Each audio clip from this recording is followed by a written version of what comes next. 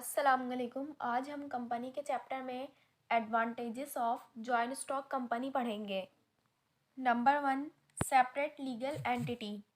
The joint stock company is incorporated under the companies ordinance 1984. It has separate legal entity apart from its member. It can sue or be sued in its own name.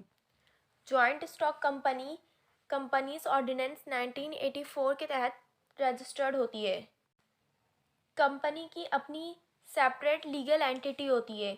मतलब ये कि company के जो members हैं वो company से अलग होते हैं। जो भी कानूनी कार्रवाई होती है वो सब कंपनी के नाम पर होती है। Number 2, limited liability. The liability of the shareholders is limited to the extent of capital he has invested in the company. Company में शेयर होल्डर्स की लायबिलिटी लिमिटेड लायबिलिटी होती है।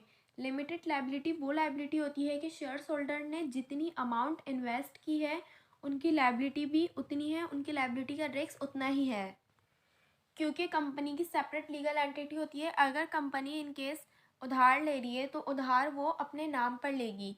जो भी उधार लिया जाएगा वो कंपनी के नाम पर लिया जाएगा, शेयर होल्डर्स के नाम पर नहीं लिया जाएगा।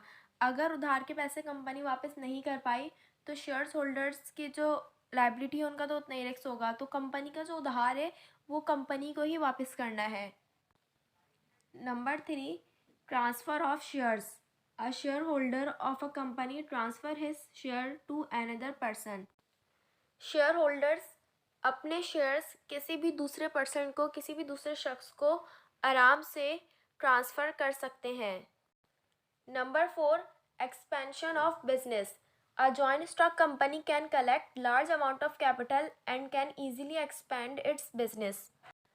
कंपनी के पास कैपिटल की अमाउंट बहुत ज़्यादा होती है, तो इस तरीके से अगर वो कारोबार को बढ़ाना चाहे तो ईज़िली बढ़ा सकती है।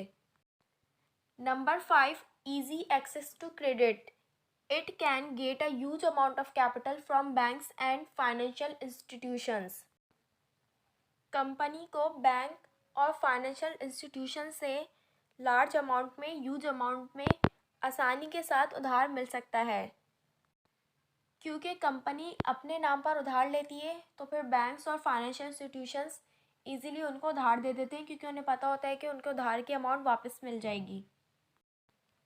Number 6, long life. The life of the company will not be affected by that retirement of directors और members.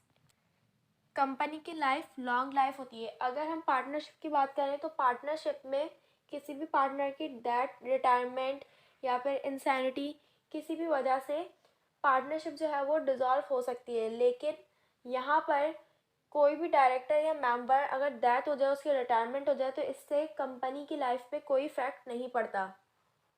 Number 7, public confidence. A joint stock company is created by law and is supervised by legal authorities, so it can easily win public confidence. Joint stock company कानून के मुताबिक create होती है, तो इसलिए आसानी के साथ ही पब्लिक कॉन्फिडेंस विन कर लेती है। और इसके अलावा लीगल अथॉरिटी भी कंपनी की निगरानी कर रही होती है, तो इसलिए जो है वो कंपनी इजीली पब्लिक कॉन्फिडेंस को विन कर लेती है। Number 8, higher profit. With the help of larger capital and technical skills, the cost of production is reduced, which increase the profit of the company. Company के पास large amount में capital है और technical skills के लोग होते हैं, तो इसलिए इनकी प्रोडक्शन की कॉस्ट कम आती है। जब कंपनी की प्रोडक्शन की कॉस्ट कम आती है तो इस तरीके से कंपनी का प्रॉफिट इंक्रीज होता है।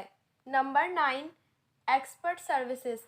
Due to sound financial position, a company can hire the services of qualified and technical experts. Company की फाइनेंशियल पोजीशन अच्छी होती है तो कंपनी क्वालिफाइड और टेक्निकल एक्सपर्ट्स की सर्विसेज को हायर करती है। अब जब कंपनी में क्वालिफाइड पर्सन्स आ रहे हैं, टेक्निकल एक्सपर्ट्स आ रहे हैं, तो वो अपनी सर्विसेज भी अच्छी देते हैं, और जब अपनी सर्विसेज अच्छी देते हैं तो ज़ाहिर है कंपनी फिर इस तरीके से प्रॉफिट भी गेन करती है। और जो है यही पर्सन्स अपनी फील्ड की जो भी प्रॉब्लम होती है, क्योंकि ये जो है वो क्वालिफाइड होते हैं और टेक्निकल एक्सपर्ट्स होते हैं, तो अपनी फील्ड पे कोई भी प्रॉब्लम आती है तो उसको इजीली सॉल्व भी कर लेते हैं।